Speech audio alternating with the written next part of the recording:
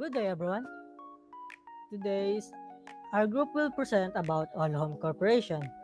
All Home Corporation is a retail company under the Villiers Group of companies. It belongs to the merchandising business type since it mainly sells home improvement and construction product. The company was founded in 2013 with its first branch in Bulacan.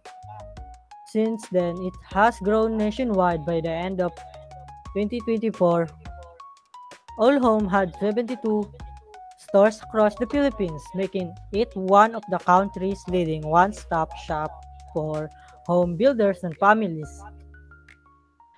Here's the latest statement of comprehensive income. Income statement in 2024. All Home reported 9.89 billion in revenues and 9.39 billion in expenses, resulting in 400.8 million net income. This was lower than the 797 million net income in 2023. By mid-2025, revenues reached 3.99 billion with a net income of 113.9 million. What is the form of the given financial statement? The form of the given financial statement is an income statement, also called a statement of comprehensive income or profit and loss statement. What are the contents of the financial statement? Income and expenses of the company. Income revenue 9.89 billion in 2024.